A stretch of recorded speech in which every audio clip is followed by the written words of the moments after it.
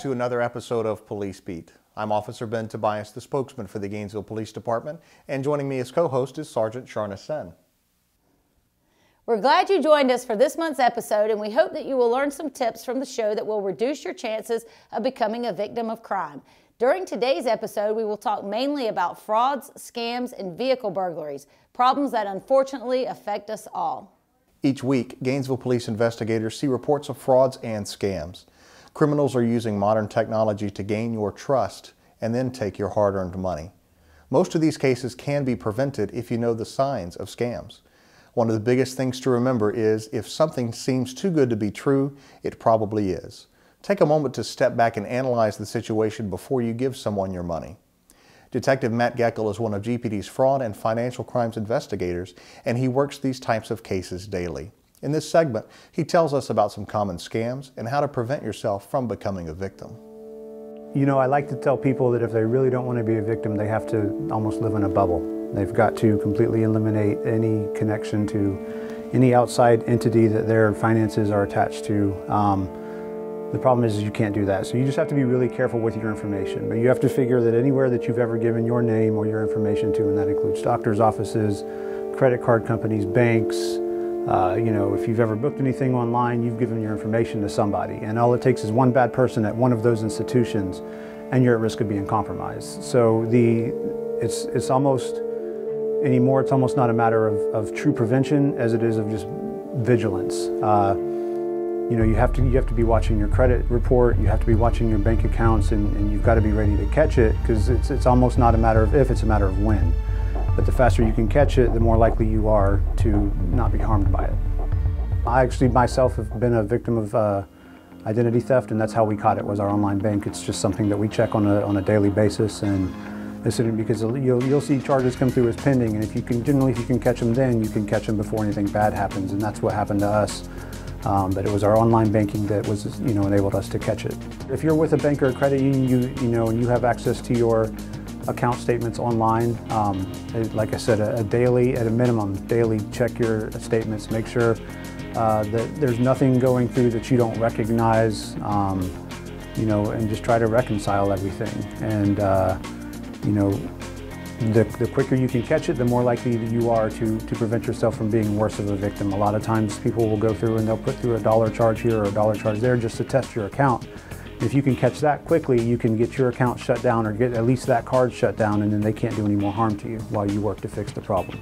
The credit card skimming is not as big as a problem as it used to be, but it's still out there. There are still people with handheld machines. We still do see them occasionally pop up at gas stations.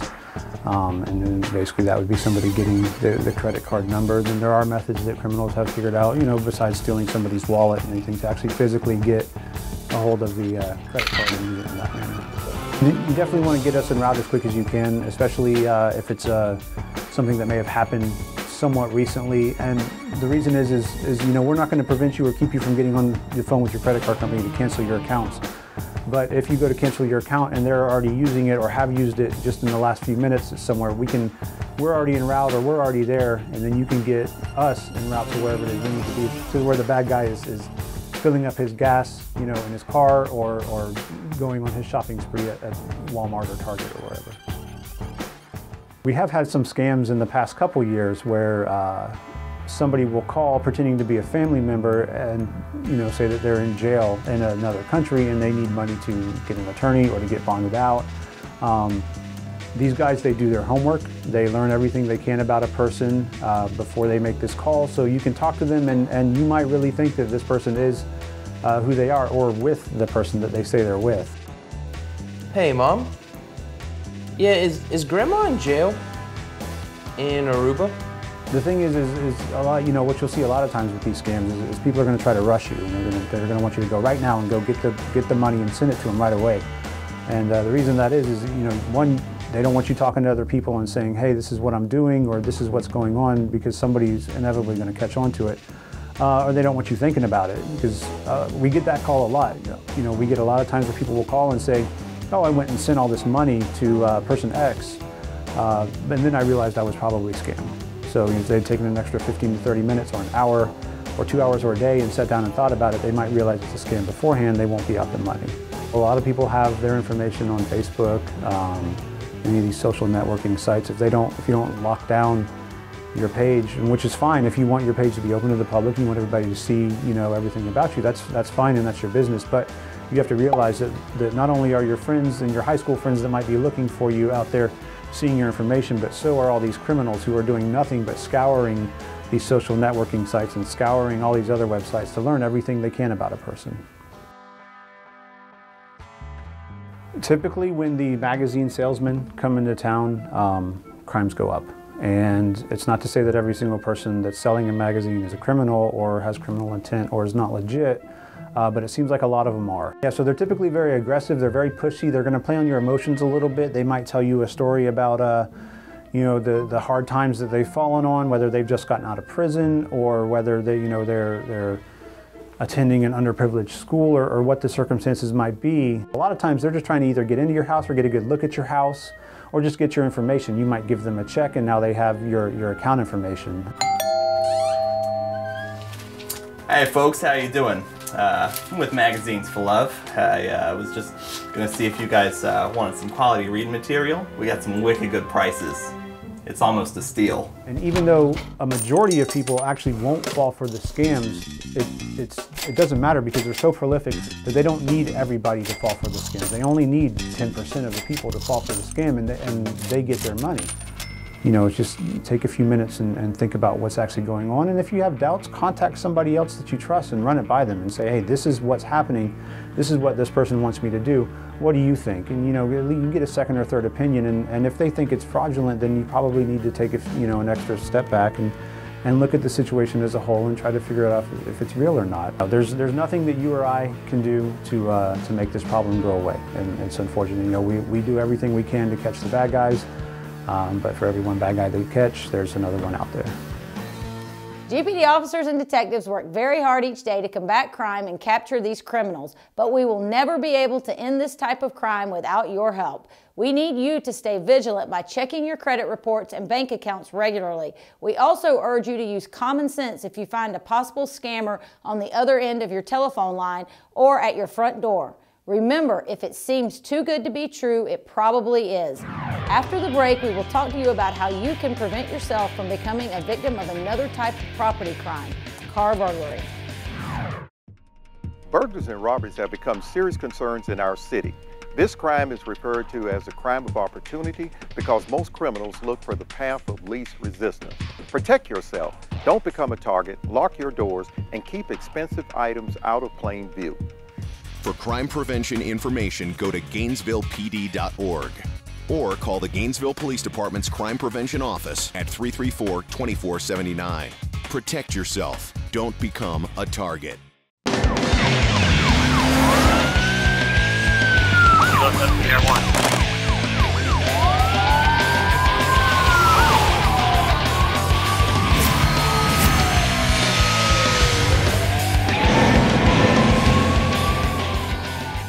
Welcome back to Police Beat. Car burglaries unfortunately happen every day. Chances are you know someone that has been a victim or you have been a victim yourself. I personally have been a victim, so I know how invaded you feel after this type of crime. Last year we created the Special Operations Unit, and one of their areas of investigation is car burglaries. The Gainesville Police Department is committed to reducing the number of vehicle burglaries around the city, but we need your help. Watch and learn how you can help us reduce car burglaries in Gainesville. Hi, my name is Officer Marquita Brown with the Gainesville Police Department's Special Operations Unit, where I commonly investigate car burglaries. One of the things I've noticed in car burglaries is that people are kind of targeting specific areas where there are a large amount of vehicles. They hit fast and quick, whether it's a smash your window, smash your glass out, or whether it's an unlocked car door. They enter 5 to 10 seconds, grab a purse, grab a wallet, a book bag, something personal. They go through those items, take out maybe a state ID, Florida ID card, a social security card, a debit card, credit card, and if there's a checkbook. If and once they get all this information, they're going directly to a bank. They're using interchangeable victims' information to basically obtain their funds without their permission. They're committing fraud, they're committing identity thefts with with the victim's information, and it doesn't happen just once. They use it as much as they can, pretty much until the victim notices it. They watch people go in and out of locations, new cars that comes in, vehicles that are leaving, vehicles that have been sitting for maybe over 30 minutes or so. And what they target is things like female purses, pocketbooks, book bags, wallets.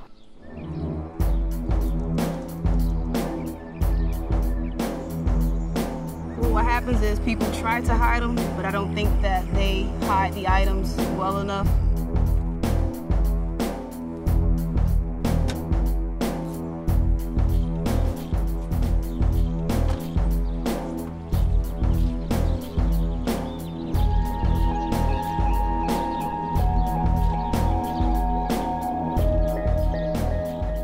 So the suspects are still getting into the car, searching the car, and keep in mind it takes maybe 5 to 10 seconds to locate a pocketbook that you may have hidden under the seat, but they still manage to discover it and find it.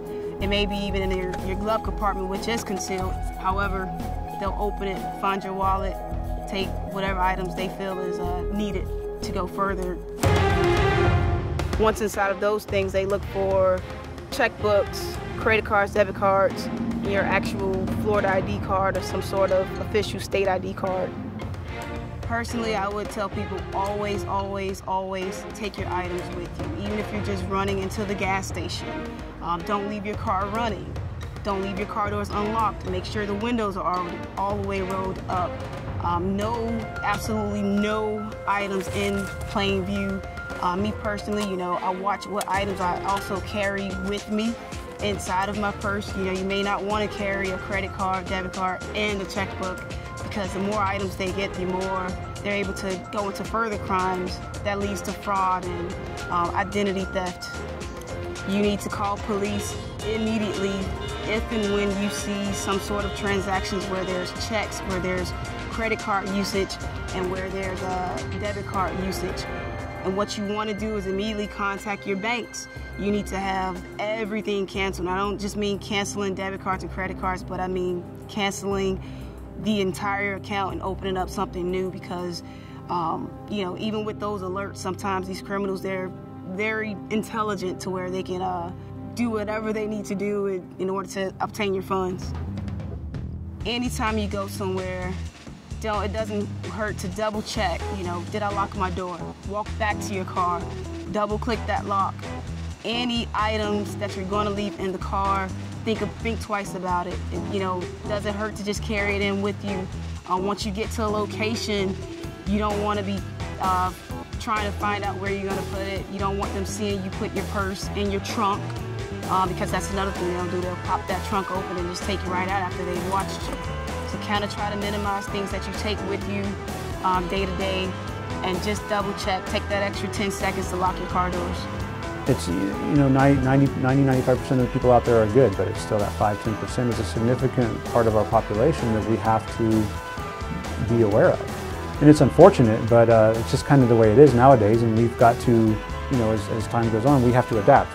They're always going to try to stay one step ahead of us. We have to try to stay one step ahead of them. Remember that criminals strike at easy targets. Each step you take to make their job harder will force them to move on to the next car. If it's of value to you, you can rest assured that criminals will find value in it also. When we come back, we will feature a segment we haven't done in quite a while, a ride-along with a patrol officer. Why don't you come with me? Yo, what are you doing? Nothing, man. Just having a little fun. Come on, man, she's drunk. We're just a little bit buzzed, that's all. She's more than just a little buzzed, dude. Look, she can't even stand up. It's not a big deal. Come on, let's just get her out of here. You'll thank me later. Dude, come on.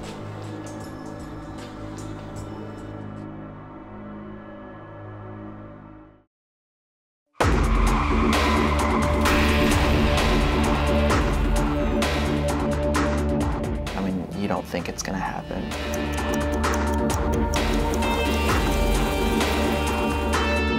I was just thinking, like, wow, I could have been killed.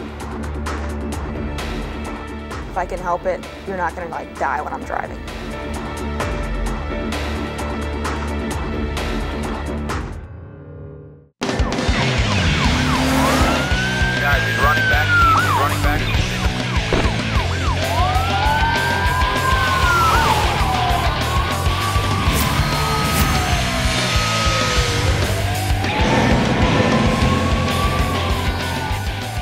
One of the best parts of being a police officer is the variety from day to day.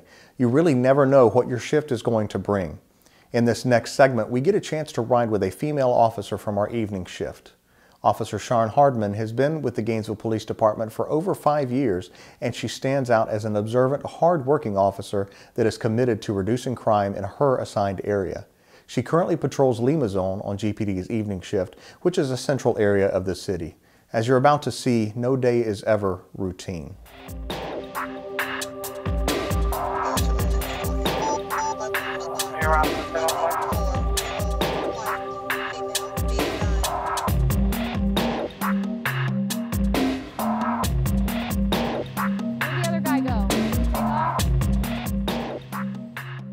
This was a attempted robbery. Basically, the victim came home and discovered a male inside her home or coming out of her home.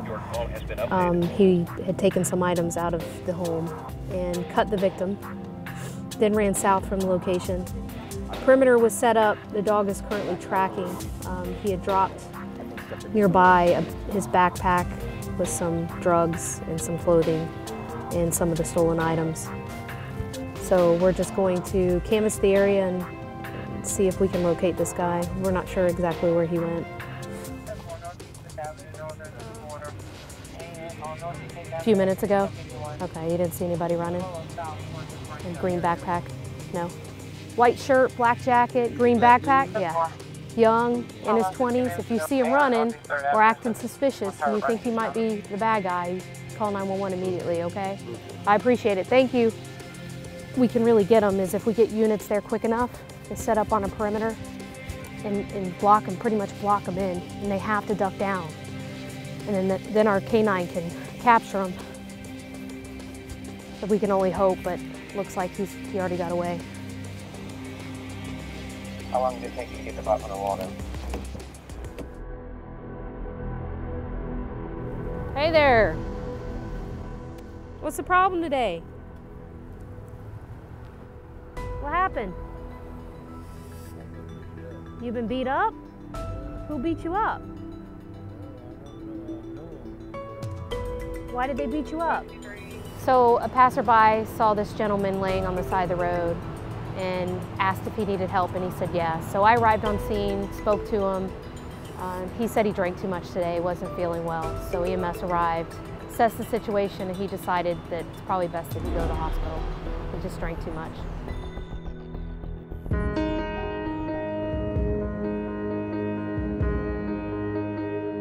She went around that way. Where did they right? go? They walk around that way. Talk to me. Talk to me. He lost my daughter by herself. Grabbed me and pulled when I tried to run outside with her. He literally pulled me back into the house and started beating on me with my child in my arms. And I was like, no, my baby, please.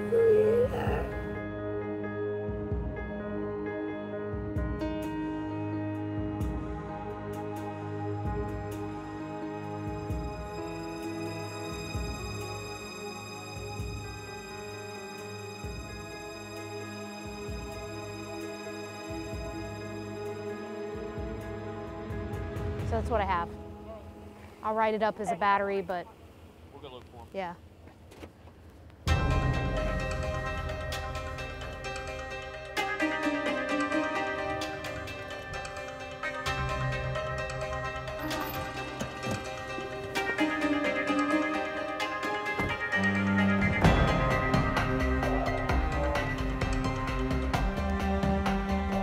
There's a lot of moving around right there. What were we moving around for? No reason. No reason? 20 Northeast Waldo, white sedan. I'll advise on the tag in a minute. I don't have my ID, but So I guess my question is you, what was all the moving around for? What were we hiding? Nothing? You weren't hiding anything?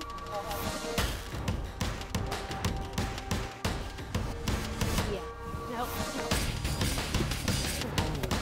Get it out of your mouth. Get it. Get it out of your mouth now.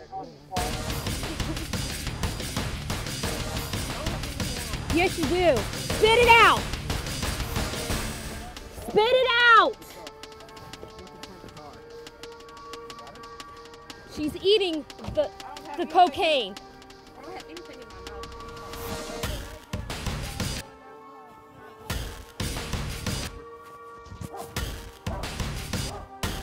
Over here.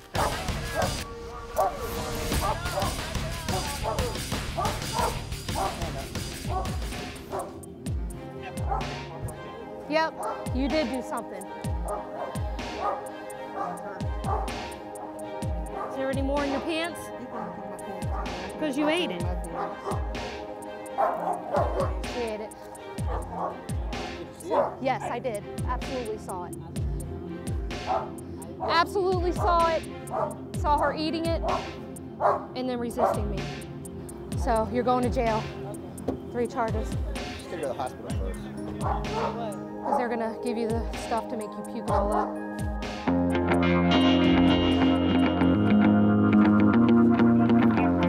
That would be crack cocaine. It's found on his seat. And pretty much the passenger handed it to the driver, who was doing all the furtive movement as I'm coming up. She couldn't give a valid reason as to why. Her pants were open, wide open, and I could see the baggie of cocaine actually protruding from her, the hole in her pants. And as I went to grab hold of it, she grabbed my hand and forced the baggie out of my hand and then ate it. It's now in her gullet. And then the blue, that indicates that it's positive for cocaine, and that was found on his seat. So now he's being charged too with the possession of cocaine. Well, it was a busy night indeed. I had responded to a lot of calls, ranging from noise complaints to a drunk individual laying on the side of the road to a robbery. My last stop here, a female who decided to resist me and eat some cocaine. It was definitely an eventful night, and this is what I live for. This is my job, and this is why I love coming to work every day.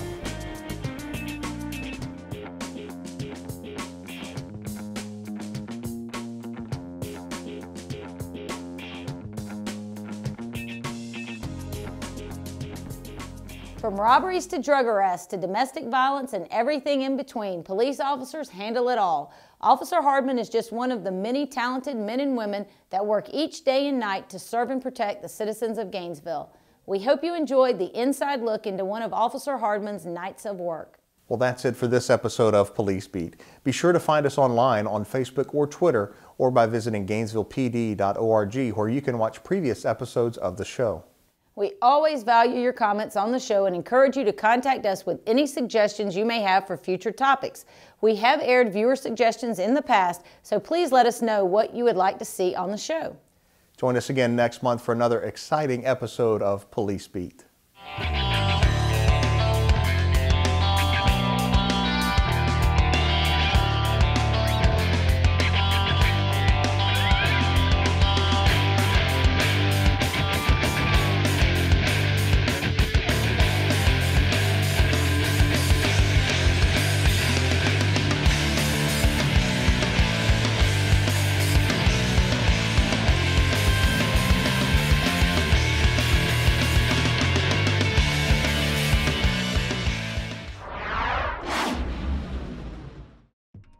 Burglaries and robberies have become serious concerns in our city. This crime is referred to as a crime of opportunity because most criminals look for the path of least resistance. Protect yourself. Don't become a target. Lock your doors and keep expensive items out of plain view. For crime prevention information, go to GainesvillePD.org or call the Gainesville Police Department's Crime Prevention Office at 334-2479. Protect yourself. Don't become a target. It's after midnight. Most likely you're asleep, safe in your home. Somebody is there, watching out for you. 7 days a week, 24 hours a day. The Gainesville Police Department is on patrol. Report of suspect attempting to enter residence. 283, I'm en route. The Gainesville Police Department. When you need us, we're there.